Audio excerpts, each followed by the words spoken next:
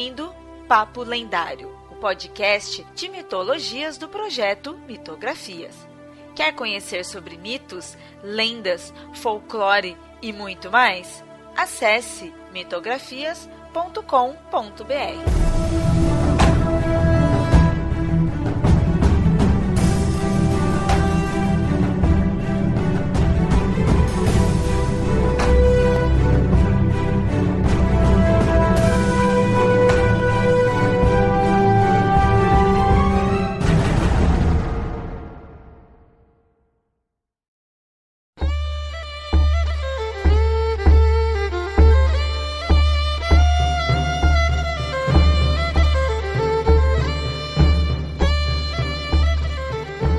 Muito bem, ouvintes. No episódio de hoje falaremos sobre o pai de todos. Quem conhece mesmo a mitologia sabe que eu não estou falando do deus hebraico, né? E sim de outro deus barbudo. Hoje falaremos de Odin. E para isso eu estou aqui com a Ju Ponzi. Então pode aí falar com os ouvintes. Olá, queridos e queridas. Vocês estão bem? Vamos falar do seu Odin, do Mosca-olho, tão querido por uns, tão odiado por outros? E também estamos com o convidado aí, o Marcos Keller. Esse jovem e velho e médio e que deu rolê por todo lugar e que batalhou e que, dependendo de quem conta a história, tem mais característica do que muita gente viva, viu? E esse daí que todos nós adoramos ele aí, né? E, aliás, vocês dois, antes que eu me esqueça, né, que eu deixo pro final e acabe esquecendo, faça já as divulgações de vocês, como os ouvintes podem encontrar vocês. Então, meus amores, eu e Keller estamos juntos, unidos num só coração, no Magicando, né? Que é o, digamos assim, o puxadinho do Mundo Freak. Será que o Andrei vai ficar bravo se eu falar isso? Mas é o puxadinho do Mundo Freak. E lá estamos falando, né, a cada quinzena, sobre magia, capirotagens, falamos, inclusive, né, Keller, falamos pouco sobre aspectos mitológicos de deuses lá. Acho que é uma coisa que temos que abordar, mas se você se interessa por esses assuntos, se você gostaria de saber, a gente fala muito sobre livros, a gente analisa, né, inclusive também fizemos um episódio, se você não ouviu ainda, maravilhoso sobre as previsões de 2020. Você encontra a gente lá no Magicando. E um outro lugar onde você vai encontrar tanto eu quanto a Ju Ponzi e mais uma galera, às vezes até o Léo, é lá no Mundo Freak Confidencial. É o podcast guarda-chuva, carro-chefe da casa, da onde o Magicando também pertence. E nós falamos sobre várias coisas insólitas. Lá nós temos papo de UFO, falamos de mitologia, falamos sobre religiões, falamos sobre relatos, falamos de tudo. E agora tem rolado até uns audiodrama, umas historinhas de ficção, tá mó legal, cola lá. Muito bem aí, deixar todos os links aí, indicação dos podcasts. E como muitos meses passados aí todo mundo nas internets ficava falando aí pra darem um trocado pro bruxo, fica aqui a recomendação pra vocês darem um trocado aí pra nossa bruxa favorita aí, contratem a Ju pra fazer os jogos de runas, as leituras de runas. Sim! Exatamente. Os monstros, porque todo mundo falou assim, mas eu não vou te dar o trocado, porque você não mata monstros? Mas eu mato sim, eu mato o monstro da sua dúvida, eu mato o monstro que se chama autossabotagem dentro de você, vem fazer leituras de runas comigo que eu mato vários monstros sim. Isso aí dá trabalho, hein? Esse dá. Bom, então vamos lá falar dos nossos deuses favoritos aqui. Nós três aí não estamos aqui por nada. É questão que a gente realmente adora muito aí o Odin. Um dos meus deuses favoritos. Então vamos começar a falar dele. Bom, muito ouvinte aí já conhece, pra gente citar várias vezes aí, porque o Odin é foda mesmo. Ele é o deus supremo dos povos nórdicos. Lá da casa dele, ele consegue ver todos os 9 reinos. Ele manda em tudo. Ele mora na cobertura. E o Odin, ele é famosão por esse nome, se chama de Odin, mas como todo bom deus, ele tem vários epitetos, tem variações no nome dele. Um outro bem comum que vocês encontram é o Wotan, mas mesmo assim, entre o Wodan e Odin, tem várias versões, tais como Otino, Wodanaz, Wodan, Woden, Ovin, Wodan, Wotan, Wodan, Wut e Wuds. Isso tudo, imaginem um sotaque mais germânico, né? Assim. E ó, já vou invocar a linguista, já vou tirar a cartinha da linguista, jogar aqui na mesa. Todos esses nomes que o Léo citou para vocês, ele falou nome no saxão antigo, no anglo-saxão, no gótico, no francônico. Ele falou um monte de nomes aí para vocês de várias línguas. O que todos eles têm em comum? Todos eles têm a raiz do que nessas línguas seria a palavra cólera, raiva extrema. Por exemplo, Wut, até hoje em alemão, é quando você está pé da vida, quando você está colérico. Então ele fala muito desse lance, porque é um deus que ele tá lá na febre do rato. Então todas essas línguas têm a mesma raiz, que seria essa ideia de... É uma pessoa que ela não é sentada, como a gente vê muitas vezes retratado nas gravuras, apenas sentada em seu trono. Não, é aquela pessoa que está sempre...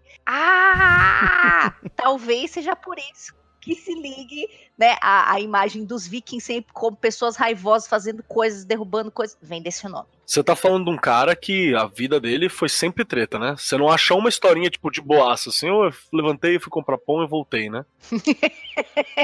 Sei lá, vi a vaquinha, ordenhei e voltei pra casa. Não, é sempre baseado em muito sacrifício, muita treta, e o paraíso é continuar tretando, né? O paraíso é a treta infinita, onde todo mundo morre e renasce só pra tretar. Tretar e comemorar. E a gente sempre brinca, quando a gente fala alguma coisa assim no Magicando, né? A gente sempre dá umas brincadeiras e fala, nossa, essa situação de treta e tal. Mas é porque a vida do nórdico médio era baseada em quê? Era baseada em uma treta contínua com a natureza, contra outros povos e pela sobrevivência, né? Então nada mais justo que a divindade que reflita o total desse povo seja uma divindade treteira e sempre, como a Ju falou, né, gritando. Porque assim, a gente vai pensar dessa forma furioso, né, violento em tudo, imaginar algo meio ogro, meio bárbaro, mas o Odin eu acho que ele não se liga tanto a esse, tipo o Thor é mais assim, aquele, né, de só descer a porrada e acabou. Não, o Odin, por ele também ser o deus da sabedoria, ele é muito essa coisa, que tentar resolver o problema, inúmeros problemas. Vai ter aquela violência, mas não é só descendo a porrada. Pode ter que usar a violência, mas ele tem que usar de forma estratégica, porque ele é o deus da sabedoria. Eu vou fazer um paralelo muito pobre, porém será talvez claro para o ouvinte entender. O Thor é aquele cara que sai de casa atrás de uma briga, de graça. Sabe, aquela pessoa que toma uma dose antes de sair de casa e fala assim, hoje eu quero sair pra brigar. Eu vou sair pra tretar. Eu tenho certeza que você já encontrou vários desses, principalmente no bar à noite, na balada. Você já encontrou uma pessoa assim em algum momento. Odin, a sua briga, a sua treta, ela é muito bem, número 1, escolhida, e número 2, muito bem pensada. Inclusive, que eu não vou queimar a pauta aqui, mas em muitas idades, digamos assim, do mundo, meio que Tyr e Odin viraram uma coisa só. Odin comeu esse aspecto, ele engloba Tyr, porque Tyr é o cara que é o general, é o estratégico. É aquele cara que ele tem uma treta, mas ele tem todo um jeito de pensar e de resolver as coisas de um jeito muito engenhoso. O Thor é o cara briguento, ele quer tretar. A ideia é essa. Aí você vê como que os deuses, e aí isso muito, principalmente o Odin, foi mudando com o tempo, foi evoluindo, né, até chegar nesse patamar do Deus Supremo, onde ele é o pai de todos, o pai dos mortos, o pai dos deuses, o pai das batalhas, o pai dos exércitos, o pai das escolhas, esses são todos os epítetos dele, né? Ele é o pai. E com isso, com essa evolução, com todo esse detalhamento, né, essa complexidade, né, assim, do que o Odin tem, ele tem inúmeros domínios e, bom, ele sendo algo assim violento, ele é um deus da guerra, como muitos deuses nórdicos, tem vários deuses da guerra, o Odin é um deles, mas, como tinha dito, ele também é o deus da sabedoria, e aí também engloba deus da caça, da vitória, da morte. Essa questão de ser deus da morte é importante, né? Tem uma coisa que eu gosto muito na figura do Odin, é uma coisa que eu tô sempre falando, sempre batendo, assim. Eu e a Ju já tivemos umas conversas muito legais sobre isso, que o que torna o Odin uma coisa tão complexa, até difícil de ser retratado em qualquer tipo de mídia atual, é o fato de que ele é um deus extremamente multifacetado. A gente tá muito acostumado hoje em dia a achar que deuses são aplicativos, né? Então, tipo, eu vou lá e falar, não, esse aqui é o deus do amor, é o Tinder, né? Esse aqui é o deus da comunicação, ele é o WhatsApp, esse aqui é o tal coisa. Como se eles só fizessem aquilo. E Odin, ele é uma loucura, porque ele tá há tanto tempo sendo cultuado, ele tá há tanto tempo sendo posicionado, e ele tem tantas histórias que contam a respeito dele próprio, ou mesmo fatos de canibalização de conceito mesmo, como a Ju mesmo falou, de misturar em alguns momentos com o Tyr, que ele acaba sendo uma criatura extremamente multifacetada, e tornando muito complicado de você retratar isso na mídia, sem que fique estranho para alguns. Então, se você vê um Odin, por exemplo, em algum filme, você espera que ele pode aparecer como velho. Você vê Sandman. Sandman parece o Odin velho, de chapéu, dando um rolê pela terra com seu cajado. Às vezes a lança, às vezes o cajado. Aí, de repente, você vai pro Deus Americanos, você vê um outro Odin, que é um Odin que o comportamento dele é o comportamento do Odin da doideira. O Odin que movimenta o mundo, o Odin que anda. E aí, depois, você vai pra um outro local, você vê o Odin guerreiro, o cara que desce a porrada. Aí você tem o Odin auto-sacrificado. Então é uma loucura, cara. É um cara muito complexo pra você entender. É isso que torna ele tão próximo do humano, assim, né? Porque a gente também é assim. Ou seja, ele não é um aplicativo, é um smartphone completo. Gostei. Acrescentando aí um tiquinho aí no tudo que o Léo falou, a gente não pode esquecer, tem um historiador que, se não me engano, ele chama Page, Raymond Page, e ele fala que existem também alguns povos que ligaram a figura do Odin com o lado do comércio. Então ele também tem isso, porque ele é o cara que controla os ventos. Olha que legal. Tipo, então ele é ligado do comércio, porque assim, eu vou fazer essa galera chegar até aqui, ou chegar aonde tem que chegar para estabelecer esse comércio. E, ao mesmo tempo, porque esse, digamos assim, seria a oitava alta, né, falando muito besteira, mas a oitava baixa seria assim, como ele controla os ventos, ele também é muito instável. Então ele pode estar soprando um vento joia para você, e você fez um negócio fora da curva ali, e virou seu barquinho. Ele vira um ovo e vira teu barco, né? É. É interessante essa questão aí do tá relacionado ao comércio também, porque aí, pesquisando no Odin, eu tava vendo que aí, quando os romanos tiveram contato ali com os germânicos, tudo, eles viram o Odin e relacionaram, que nem o Mercúrio, né? E aí, tipo, você fica assim, peraí, que diabos o Odin teria a ver com o Mercúrio? Mas aí, quando você você vai além dessas representações estereotipadas de cada divindade e vê o que elas vão representar, quais as diversas representações que ela tem para suas devidas culturas, você consegue ver essa relação. Eles estavam comparando o Odin com o Mercúrio nessa questão dele ser aquela divindade relacionada ao comércio ali, com isso uma certa comunicação, né, também. Então faz essa comparação. Odin é um psicopompo, né? Ele caminha pelos 9 mundos. Então você tem algumas proximidades conceituais ali, mas as diferenças são muito mais profundas, né? Então é muito louco isso. E essa ideia do Odin ser um psicopompo, antigamente, né, alguns tempos atrás, assim, quando eu não via quão o Odin era tão complexo assim, eu não imaginava tanto. No máximo o psicopompo mais para as Valquírias, né, que tava ali na batalha mesmo, assim.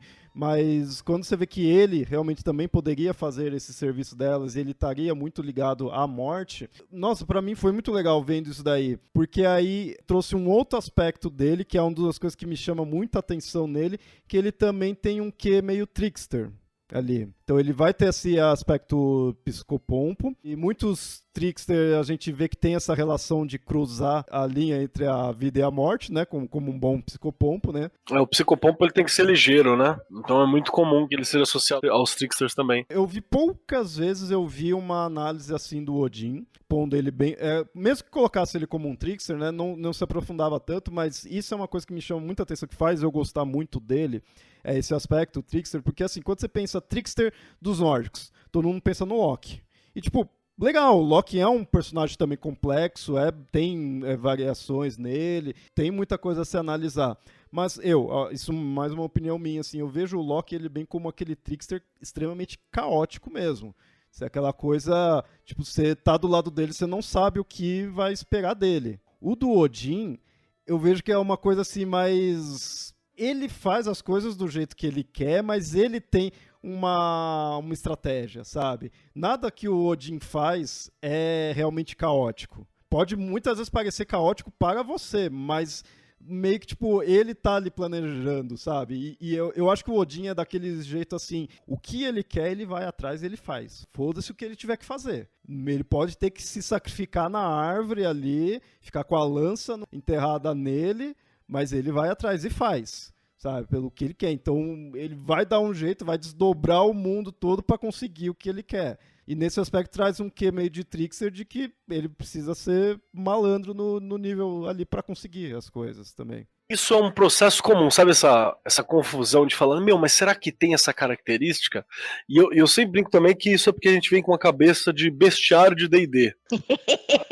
Dá pra colocar todo mundo nessa caixinha aqui, essa caixinha eu comparo com essa, e aqui é a mesma coisa. Porra nenhuma, irmão. Não tem nada disso. A vida ela tem esse mau hábito das linhas serem sempre nubladas, né? Quando não completamente porradas. Então é muito louco essa parada. Aí quando você entende que na mitologia, até na própria mitologia grega clássica, você tem gente que em determinado momento eu vou pedir por alguma coisa de sabedoria, eu peço pra Afrodite, porque a Afrodite também é uma deusa, ela também é sábia, né? Que a principal atribuição divulgada é do amor, mas ela é uma divindade. Ela também é longeva, inteligente, sábia, entre outras coisas. Então você percebe que não é só uma coisa pontual. E isso destroça a nossa cabeça na tentativa de organizar as coisas, né? Só arrebenta, a gente quer sempre categorizar. Isso é um dilema que eu vivo, acho que todo dia, porque, assim, eu gosto de definir as coisas, deixar certinho ali categorizado, mas eu já tenho anos e anos estudando mitologia, eu tenho noção que não dá pra ser assim. E ao mesmo tempo, eu fico puto quando as pessoas acham que, não, então é só Deus disso, Deus daquilo, Deus disso, pronto, sabe? Não é simples assim. E essa simplificação é um erro conceitual do século XIX, né? Isso é um erro conceitual que a gente teve na hora que os pesquisadores, especialmente ingleses e franceses do século XIX em geral, foram botar tudo numa caixa, né? E aí, dessa caixa já está ocupada por alguém de sabedoria, então não posso colocar esse outro. Aí acaba dando esse tipo de problema. E é nisso que aí quando você vai estudando mais a fundo cada cultura e seus respectivos panteões, você consegue perceber o que aquela cultura realmente dava muito valor. Então a gente vê o Odin como um deus da guerra, por quê? Porque os nórdicos precisavam disso. Eles, querendo ou não, eles tinham que dar valor para a guerra. Todo povo antigo sempre dava, né? Até atualmente, né, dá muito valor à guerra. Mas os nórdicos, isso era muito próximo deles, porque era parte deles se sustentarem. Então a gente tem inúmeros deuses da guerra, e inclusive o Odin. Então a gente vai ter o Tyr, né, como a gente tinha citado antes, o Odin ele foi pegando alguns dos domínios ali, algumas características do Tyr, né, se tornando um deus da guerra. Antigamente ele era até mais um deus só mais dos guerreiros mortos, né? Então ele mais antigamente, essa complexidade das divindades vai, porque as divindades são reflexos humanos e nós também somos complexos, somado a todo o tempo que eles vivem ali na cultura mesmo. O Odin, se não me engano, ele foi se tornando realmente uma divindade suprema, porque ele era deus da morte, aí foi se tornando um deus mais voltado para a guerra, e aí os líderes das tribos ali, isso coisa bem antiga mesmo. Os líderes dos povoados nórdicos ali, que ainda não seriam guerreiros também, e então, eu preciso de um deus da guerra para me representar, mas já que eu sou líder, Deus precisa ser um deus líder, né? Então, nisso que foi fazendo o Odin subir ao trono. Isso falando num aspecto histórico antropológico. Você não encontraria um mito do Odin voltado a isso. Na adoração dele, tem-se essa hipótese de que ele foi subindo por causa dos líderes das tribos, né? Vamos chamar de tribos, assim, dos povos nórdicos.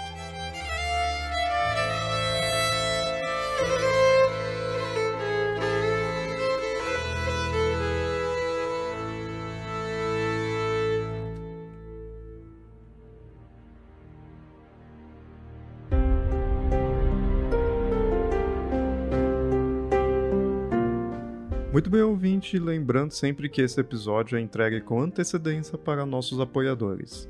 Quer contribuir com Mitografias e ajudar a termos novos episódios e projetos? Nos apoie em padrim.com/mitografias ou em catarse.me/mitografias. E agora voltamos ao episódio.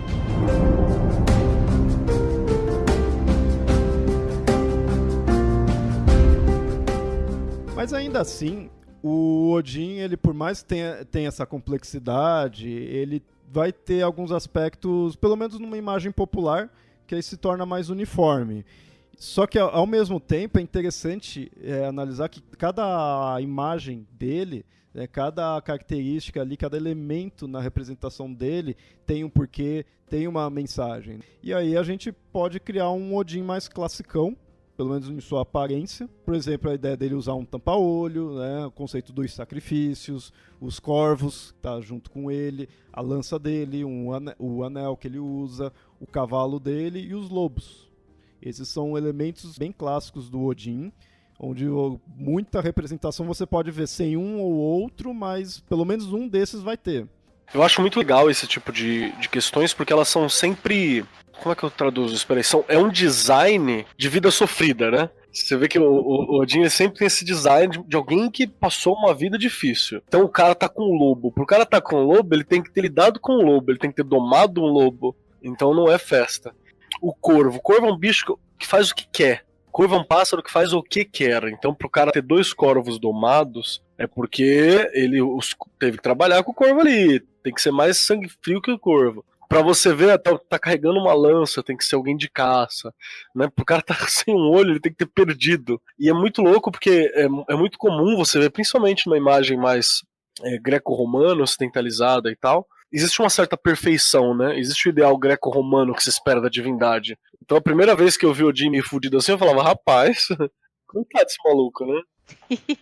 E aí, puxando aí o lance do corvo e tudo mais, talvez eu possa estar abrindo demais o leque, mas eu acho que as pessoas conhecem muito sobre o corvo falante, entre aspas, por causa do Edgar Allan Poe, que tinha o corvinho lá no poema, que ficava repetindo o Nevermore, Nevermore, né? Disse, né, existe uma linha aí da mitologia, não são todas, mas disse que o corvo aprendeu a falar, porque, gente, vocês acham que papagaio imita nós? Vocês não viram o corvo. Uma das linhas, né, das histórias fala que o corvo só aprendeu a falar por causa do Odin. Os fofoqueiros pessoais de Odin, né, que são os caras que trazem todas as notícias e tudo mais. Então, assim, existe uma linha que diz que os corvos aprenderam a falar porque Odin ensinou. Então, o cara não só domou, mas ele ensinou o filho da mãe a falar, a repetir as coisas que eles ouviam para poder, trazer as notícias, né? Exatamente, para trazer as notícias. O que estava sendo falado lá. É por isso que o passarinho do Twitter tá errado. Eu tava pensando agora. Nossa, o Twitter é o pássaro e fica trazendo notícia. Tinha que ser um corvo ali. Tinha que ser um corvinho. E não só na mitologia nórdica, né? Mas o corvo, ele tá em um monte de mitologias e tudo mais, né? Mas eles eram o grande portal do UOL do Odin, entendeu? Porque eles ficavam o dia inteiro pra lá e pra cá, e de noite Odin sentava-se tranquilamente e recebia todas as notícias através dos dois. Só a título de curiosidade, os nomes, né, desses corvos significam, né, o pensamento e a memória. Então tem todo um quê, né?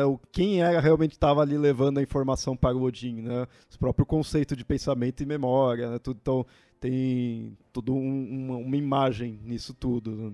Mas corvo é uma coisa bem interessante que, principalmente nessa região, é que também eu não sei se tem corvo originalmente em outros locais do mundo, né? Eu não sei até onde os corvos foram, mas nessa parte da Europa ali, e aí você vai para os celtas também, o corvo tem uma importância. Você que tá ouvindo a gente, para aí, procura na internet qualquer vídeo de corvo fazendo coisa. Tem corvo falando, tem corvo imitando barulho de coisa, tem corvo usando ferramenta para abrir gaiola. É muito louco você ver como é um bicho ligeiro e inteligente, assim. Eu não sei se era exatamente essa história, mas há pouco tempo atrás saiu uma notícia de que havia uma menininha que colocava comidinha na janela dela e tinha um corvo que sempre vinha comer. E aí ela botava comidinha, porque o corvo sempre vinha no mesmo horário, né, que não é besta. E aí ela começou a ganhar presentinhos do corvo. O corvo chegava com alguma coisa no bico, deixava lá, comia comida e ia embora. E aí tem uma grande coleção, tem uma foto. E aí tem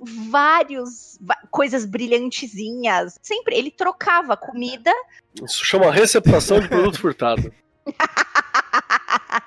Mas na verdade, isso daí não foi bem tipo uma amizade. Eles estavam fazendo uma troca ali de, né, um comércio. Um comércio aí, ó. Olha a versão do Odin comerciante aí, ó. Mas interessante que essa questão aí do corvo é um dos animais aí que tá junto com o Odin, mas tem outros, né? Como a gente falou aí dos aspectos dele. como os lobos, Jerry e Freck, que eles simbolizam a gulodice. Isso eu achei interessante. Então, eles são usados na caçada. Os corvos, assim, por mais que eles tenham essa imagem que tá ali, chega à noite, conta e fofoca pro Odin, o corvo ele também tá relacionado com esse conceito também de morte, tudo, né, do cadáver. Mas esses lobos estavam também ligado à questão de morte, porque eles estavam relacionados a caçadas dele. Então, aquela ideia do Odin ir para o campo de batalha, ali onde estavam os povos batalhando, para chamar os que iriam, né, para o lado dele, no pós-vida, tudo, tem os lobos que ficavam ali se alimentando. Os lobos se aproveitavam e pegavam o rango deles.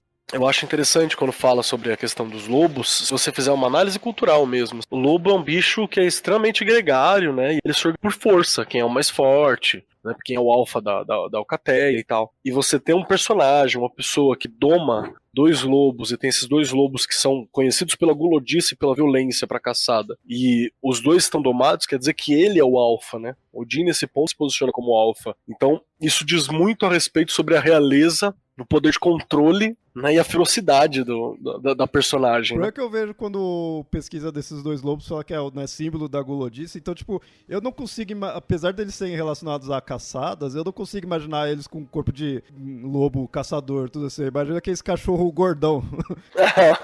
Aqueles cachorro que não anda direito, que já tá, tipo, virando um botijão. Assim. Então, isso aí é um erro de tradução. A Ju me ajuda aqui. Sabe por quê? Quando a gente fala dessa gulodice, não necessariamente é o sufixo de gula, pode ser aquele só de ter mais, né? Que é o mesmo da luxúria, né? O lust. Que eu só quero derrubar mais, eu quero caçar mais, eu quero molhar minha boca com sangue, não quer dizer que eu quero comer.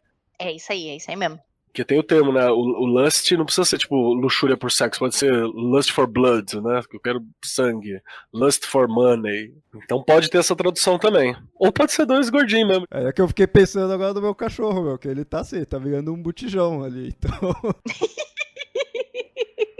Ele pode virar um símbolo da gulodice.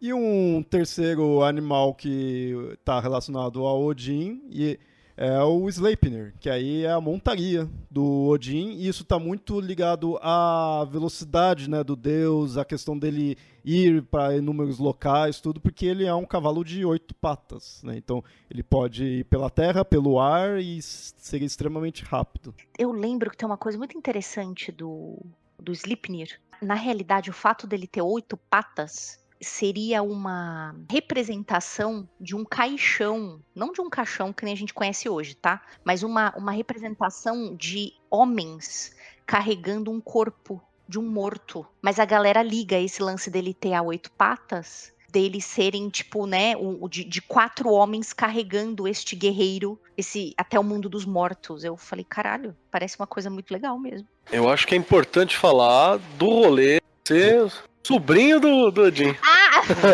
Né, gente, mitologia nórdica é aquele negócio maravilhoso onde as pessoas dão à luz a cavalos, a animais, as pessoas também conhecem os animais no sentido bíblico, têm filhos com animais. E vocês, acho que, né, como estão aqui no Mitografia, já devem saber que grande parte de toda esta maravilhosidade vem do Loki, né? O Loki também tem todo um rolê de estar com animais. Mas, gente, Sleipnir, ele é filho do Loki, cara. Importante lembrar disso, né? Que o Loki é a mãe.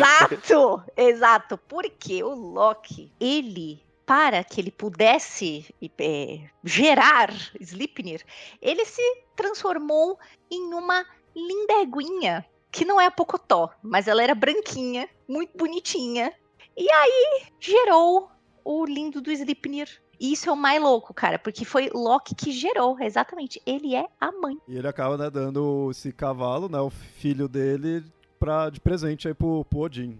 E aí a gente tem alguns outros itens, né, relacionado ao Odin, que eu não vejo tanto representação, pelo menos não tanta ênfase em coisas mais recentes, é o anel dele. E o interessante que nem, né, falar, o Odin tem um anel, tipo, né, não se fala tanto, é mais tipo a lança, né, algo assim da representação. O anel é algo mais simples, assim, de certa forma.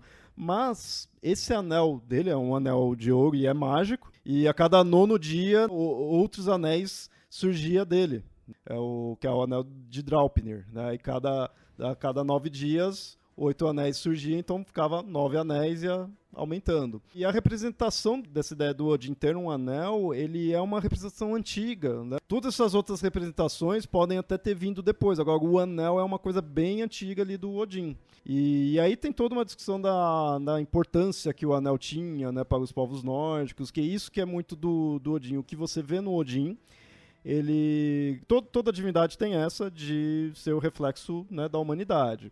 Mas o Odin, por ele ter alcançado o nível de Deus Supremo, né, dele ser reverenciado assim, então ele seria umas divindades que mais tem isso.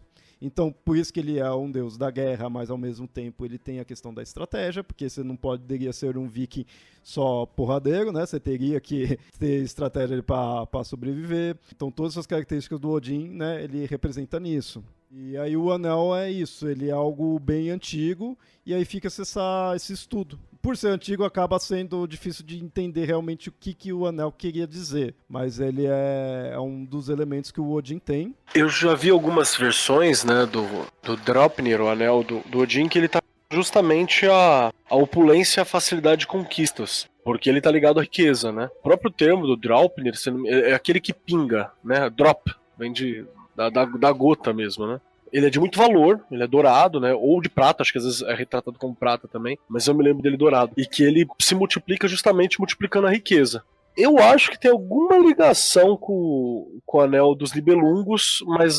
Tem toda, porque tem uma treta lá do Odin colocar esse anel, quando o Baldur se foi, ele pegou e colocou o anel na pira funerária. Ai, que difícil falar isso. Pira funerária. Onde o Baldur estava sendo queimado, né? Porque tinha muita gente falando pra ele, se livra desse anel, esse anel é bizarro, esse anel, como assim o anel fica criando outros? Esse bagulho tá muito bizarro. E aí, quando ele decide colocar esse anel lá na pira, começa a tal da maldição do anel, maldição do anel não, desculpa, da maldição do ouro. Gente, qualquer semelhança com o Senhor dos Anéis não é mera coincidência. Tá? Mas se você quiser olhar isso no Anel dos Nibelungos, né, que tem todo aquele lance, né, que é uma ópera do Wagner e tudo mais. Também, se você for procurar na Edda, também tem coisa sobre os Nibelungos, falando sobre isso e sobre a maldição que aconteceu depois dessa tentativa de se livrar deste anel. Então, tem tudo a ver, você tá corretíssimo. E também tem aquela coisa, né? O Wagner ele faz uma reinterpretação. Então eu não tenho certeza, tá ligado? Aonde que é o tradicional mitológico. O problema é que tem também vários tradicionais mitológicos. Falando rápido assim pro ouvinte. O do Wagner, ele estaria tipo de pau a pau com o Senhor dos Anéis. Por quê? Porque os dois são obras fictícias e que se baseou no Anel dos Nibelungos. O Anel dos Nibelungos já é algo mítico, mas ele é baseado já em outros mitos nórdicos, que é aí que vem já o Anel do Draupnir. O Anel dos Nibelungos você pode ver que ele já é mais estruturadinho, já tem algumas versões que você já encontra até mais conceitos históricos, coloca uns reis de não sei da onde, sabe, algo mais pé no chão, que é uma transição que as narrativas nórdicas têm, que quando você pega as mais antigas, isso não se prende muito aos nórdicos, mas os nórdicos é um bom exemplo disso. Quanto mais antigo tem, mais é relação com os deuses e mais mítico, né, assim, você não ter tanto herói, tanto coisa histórica. E conforme vai passando o tempo, para ter aquela validação, né? Tipo, eu sou tataraneto do grande herói tal, né? Então coloca esse grande herói tal, tipo o Siegfried, né? Tudo assim, eu sou descendente dele. E aí coloca ele com uma relação numa narrativa que tem relação com Odin, que aí já é o Anel dos Nibelungos, né? O Wagner e o Tolkien aí já é totalmente fictício.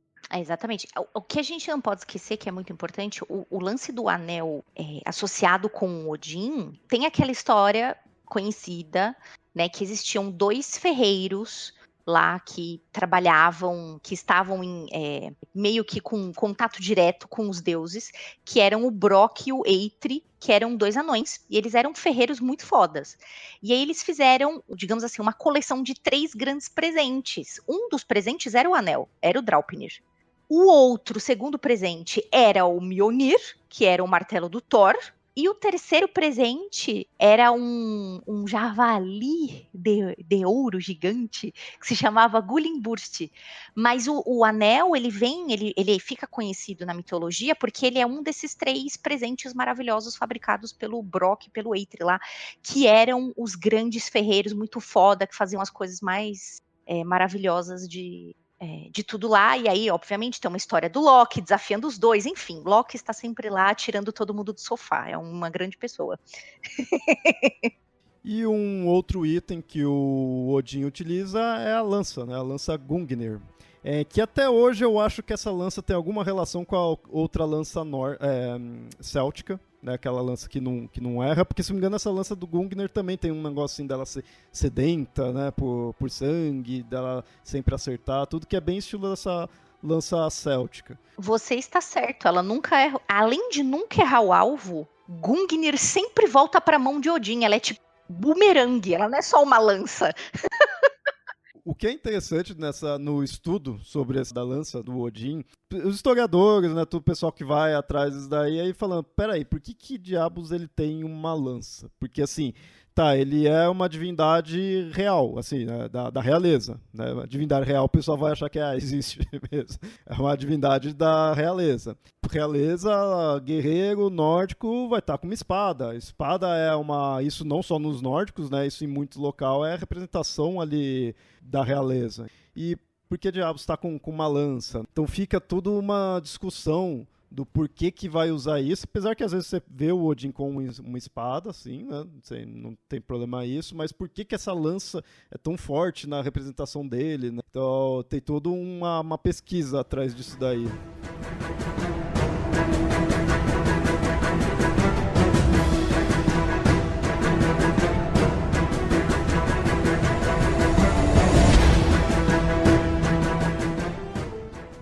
E um outro aspecto que eu acho que esse é um dos... Não sei se talvez seja um dos mais fortes, mas pelo menos é um dos que mais me chama a atenção, que eu mais gosto na divindade. E eu acho que é algo muito a se espelhar nele, porque está muito voltado para nós humanos, que é a ideia dos sacrifícios dele.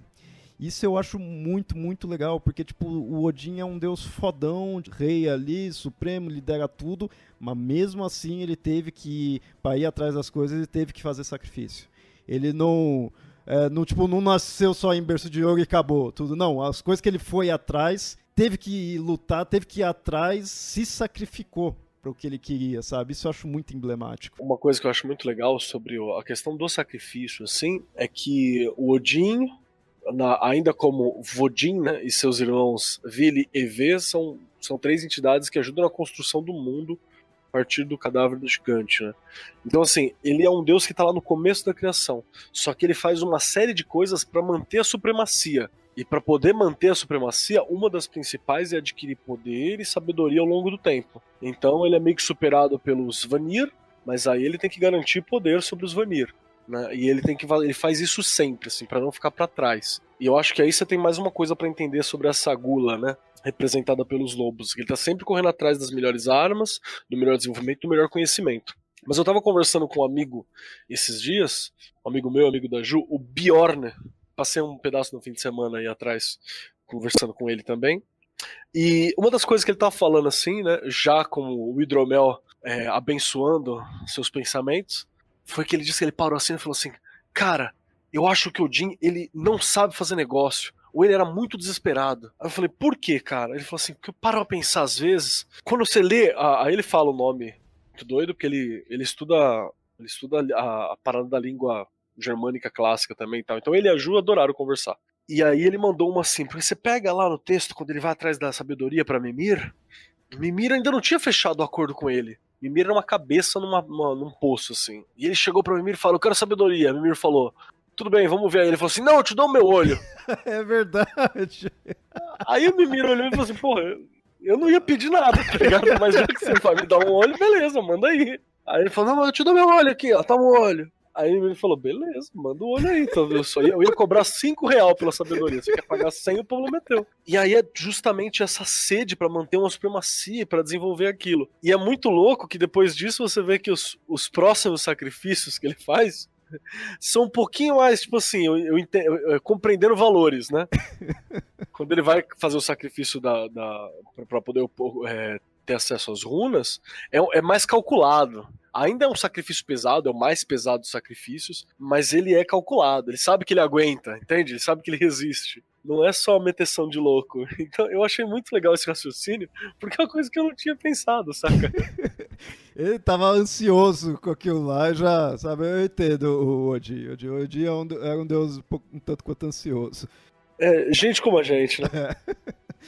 E aí tem esses dois, né, que é essa questão aí com o Mimir, que ele faz pra ter a sabedoria, e o segundo que ele se prende com a lança na Yggdrasil pra conseguir as runas. O Odin também é um deus das runas. Vocês aí que contratam o serviço da Ju como runóloga, agradeça a Odin. É verdade. Sempre que você se desenvolve com as runas, indiretamente é com ele que você tá trabalhando ali. Tá vendo? Isso explica muita coisa. Quando você pensa as runas como um objeto de autoconhecimento e de conhecimento da realidade em volta, ele ajuda você a controlar a ansiedade, né?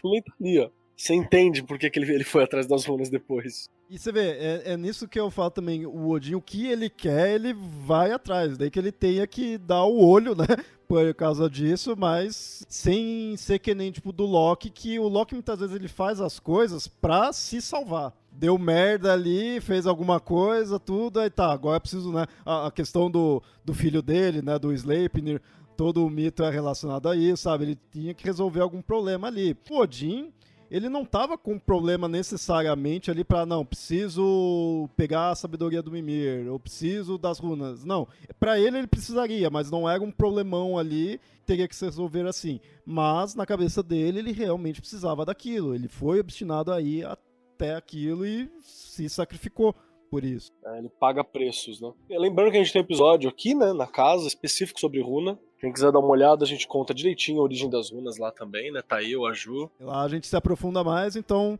se vocês quiserem saber essa relação aí de runas, de realmente o que é cada uma das runas, tudo a gente explica lá certinho, vamos deixar o link. E como todo deus rei, precisa também da sua deusa rainha, e aí no caso o Odin ele é casado com a deusa Frigga, que também traz um aspecto de sabedoria, né? A Frigga tem toda uma complexidade também, mas ela também traz desse aspecto de sabedoria, e aí ela fica voltado às questões femininas mesmo, né?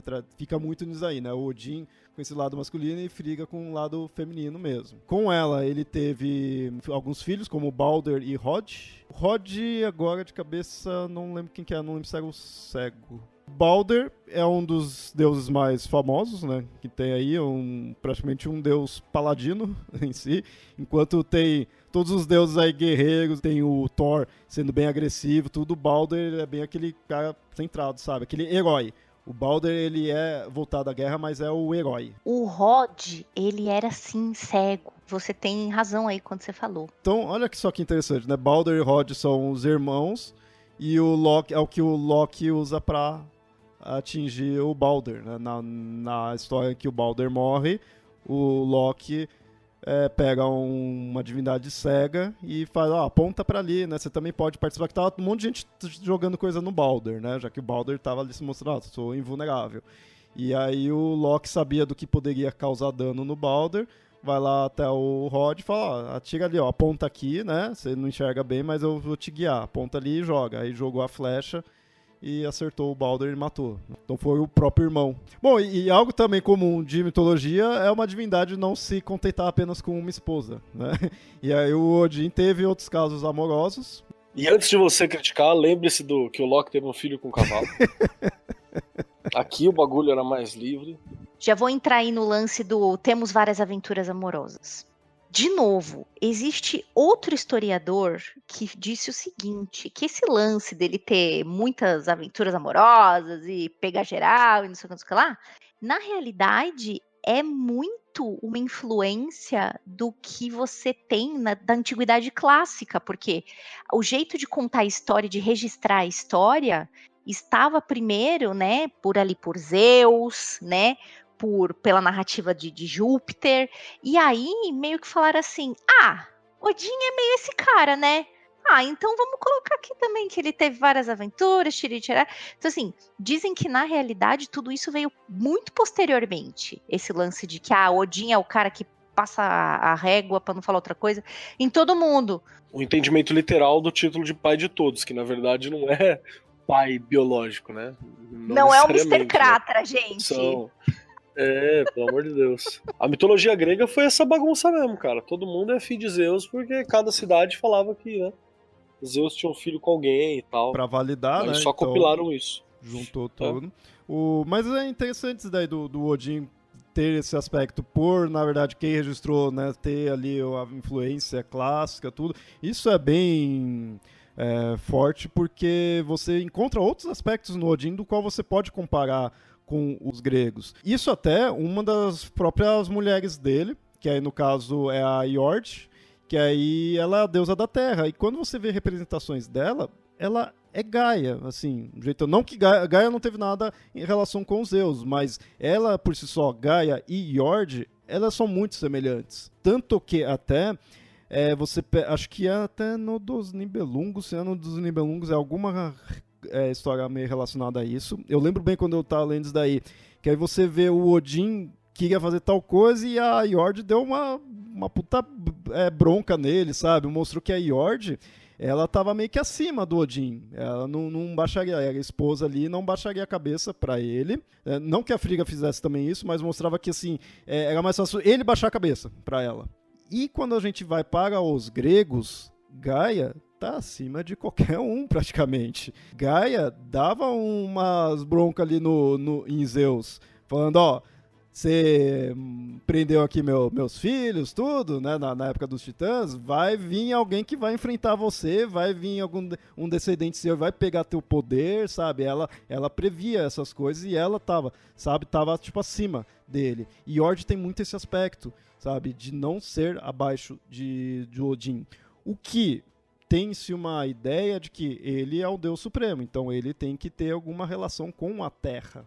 Porque, né, ele é o que vai comandar, é o rei. Todo rei tem que se relacionar com a sua terra.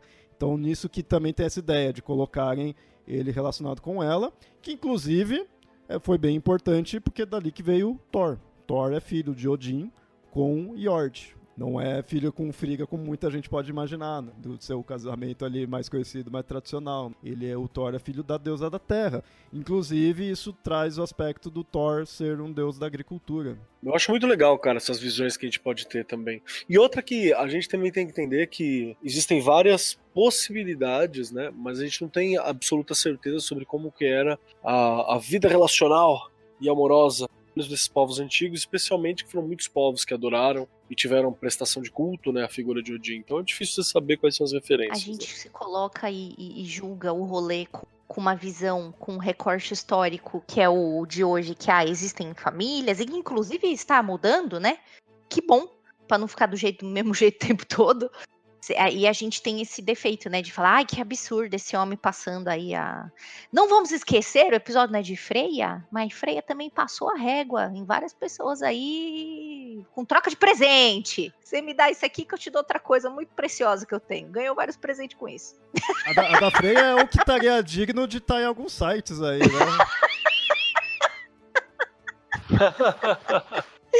E é isso aí, gente. Não pode olhar com o recorte que a gente tem hoje, não. Tem que simplesmente ouvir história e aproveitar, cara. E ainda nessa comparação, né, que dá pra fazer com Odin, ou então até a mitologia nórdica com a grega, a gente tem um outro aspecto que quando você vê realmente, né, não tem como não fazer uma comparação, é a questão dos disfarces que o Odin utilizava.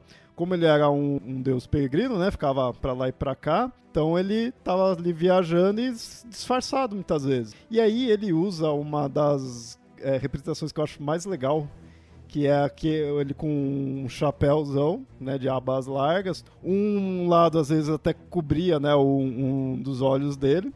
E com uma capa, né, uma capa azul, uma capa cinza. É essa versão que o Gandalf nasceu daí, né? Se você quiser, ouvinte, vá agora aí no teu navegador de preferência e você pode digitar o nome George, com G mudo, von Rosen. Você vai ver um quadro feito por ele, sei lá, 1800 e alguma coisa, quase 1900, chamado Odinson Vandringsman, que é o Odin o Viajante, que é o Gandalf, todinho, assim. Por que eu disse, né, comparar com um dos gregos? Porque isso também era muito comum na mitologia grega do Zeus estar ali. Aí o Zeus usava para duas coisas essa questão de disfarçar. Um, para testar os humanos, ver ali se aceitava ele, como porque no grego tinha isso daí, né? Você tem que aceitar o viajante ali, com o hóspede, né? E também para passar o rodo. Esses dois aspectos que Zeus usava. E aí a gente vê também o Odin fazendo isso, de andando por aí com esse disfarce. Não tinha esse conceito que a gente tem cristão de falar assim, não, Deus está aqui, né? Porra, no meu coração. Não, ele, no caso é muito físico, né? Então estava andando por ali, né? Isso é legal, porque é a imagem que se coloca ali disso, portanto que ele tá ali naquele ponto específico. E quando ele não tá ali na Terra, tudo ele tá no trono dele olhando os 9 reinos, mas até ele precisa dos 2 corvos para irem lá e informar ele, né? Então você vê que é algo mais localizado, né, em si. É uma forma diferente da gente ver esse Deus atual que tá onipresente. E tem um outro título que dele tá relacionado a isso, que é o título do Grimnir, né? Que é o disfarçado, aquele que disfarça, né? E esse é um dos Odins que eu mais gosto ali, porque mostra, eu acho que traz aquele aspecto que eu falei desde o começo, dele ir até as coisas, ele, sabe, ele não tá ali só sentado no trono, reinando e acabou, né, já conquistei tudo e já era, não, ele tá realmente andando pra lá e pra cá, tá vendo, dependendo da época em que você for pegar, ele tá até aprendendo. Então eu acho muito legal esse aspecto. E eu vou te falar que eu gosto muito da imagem do Odin. Eu fiz inclusive um quadro uma vez sobre o Odin nessa transição de guerreiro pra velho, sabe? Pro viajante. Ele tá nessa transição, assim. Então ele ainda tá fortinho, ainda tá bacana, tá com o elmo de batalha ainda, mas ele já tá nessa transição. Eu acho muito bom isso.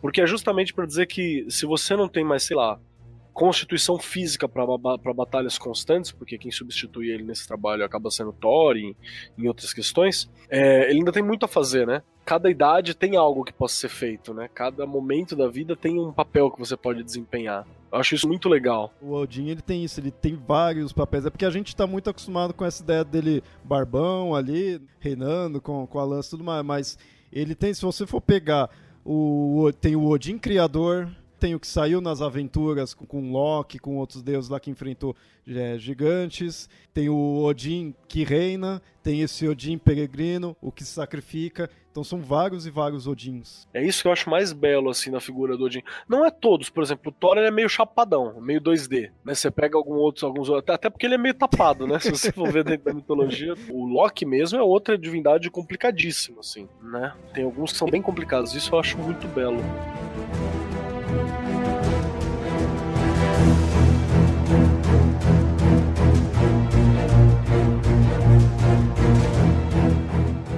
No episódio todo aí a gente falou de diversas características e representações do Odin, o que ele, né, significa, as várias versões em si. Mas aí eu queria ver o que vocês acham do Odin, já que a gente ficou rasgando seda dele aí no episódio inteiro. Ele é meio escroto, né? Vamos lá. Há de convir. Sim. Ju, o que você curte do Odin? O que te chama atenção? Principalmente você mexendo com runas. Pois é, vamos lá. Uma coisa que nos meus estudos de Odin aprendi, e o lance das runas também tem muito a ver com isso, é que e é uma coisa cultural também, tá? A gente precisa entender isso como construto cultural também lá das terras de cima. É ser direto. Odin sempre passa uma mensagem direta. Às vezes a mensagem direta dele é direta demais. Ele já chega dando uma voadora de 2 pés. Inclusive nas histórias da mitologia. Mas eu acho que a coisa mais legal é isso. Você às vezes fala, putz, que choque, né? Tomei esta paulada. Mas assim, depois a coisa parece que melhora demais, sabe? Receber a mensagem. Eu acho que esse lance dele ser direto é uma coisa que me agrada. Uma coisa que eu gosto muito de Odin, que a gente não falou aqui, e eu vou relembrar muito rápido, é um lance do seguinte, né? Vamos lembrar do Zeydir, que a gente falou também no episódio de Runas, que é um lance puramente feminino, é uma prática mágica puramente feminina, e aí Odin chega e fala assim, eu quero saber como é que faz esse rolê aí. Você me ensina? Chegou pra Freya, e Freya ensinou.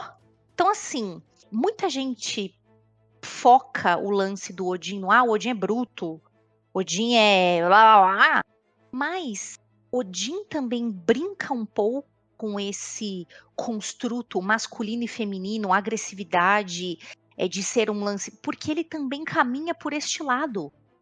O lado que tem a ver, e que as pessoas atribuíram culturalmente depois, que é a intuição, o feeling de ser uma coisa estritamente feminina, e não, ele tinha isso também nele. Eu acho isso muito foda. Eu acho que ele segue os dois caminhos de uma forma bastante equilibrada, segundo as histórias da mitologia. Eu acho isso muito interessante na figura do Odin. E isso é uma coisa, agora estamos aproveitando que temos um xamã urbano aqui, Marcos Keller, eu acho que isso é uma das chaves maravilhosas do xamanismo, inclusive. Total, eu tô fechando bastante com essa sua fala. Inclusive, só pra ter uma discussão assim, a respeito disso tudo, teve um tempo que eu dei uma olhada em um comentário que eu tava conversando com alguém, e alguém me passou que Odin ele admira muito as batalhas diárias, os vários sacrifícios pra ser quem você quer ser, a construção daquilo que é o teu ser. E se tem uma coisa que eu tenho certeza que terá no Valhalla, é uma galera LGBT que é quem tá tendo essas batalhas hoje em dia, entende? Ai, que dificuldade que é ser hétero padrão, branco, no mundo atual, né? Porra, você não tá lutando, né, irmão? Tomar, sei lá, cerveja artesanal e cortar cabelo numa barbearia com nome de mafioso não faz de você porra nenhuma, né, mano? E é legal levantar esse tipo de questão, porque foi uma das discussões que eu vi e tinha uma bandeira, tipo, com um daquele símbolo tríplice, né, da mitologia nórdica, com as cores, né, do LGBT num canto e tal. E eu acho que, porra, tá super ali, tá ligado? Eu acho que é bacana lembrar que o nome da magia acho que é Seid, que ela era considerada não pra homens, era reservada apenas pras mulheres, né? Porque envolve rito sexual passivo, se eu não me engano, e ativo e tal. E até nego quis insultar o Odin falou, porra, foda-se, eu tô aprendendo, eu tô desenvolvendo isso, né? Então é muito bacana você pensar nessa questão. Então você, que pertence a alguma dessas minorias de batalha, Odin zela pela sua figura também, viu? Ele é bruto, essas paradas todas, mas ele não tem o ideal de macho moderno. Isso é importante lembrar. Na verdade, ele desceria porrada nesses machos modernos também, sem problema nenhum. Eu tenho um brother, o Jazão. O Jazão é um professor amigo meu. Ele imagina que louco, é um cara negro, cego de um olho.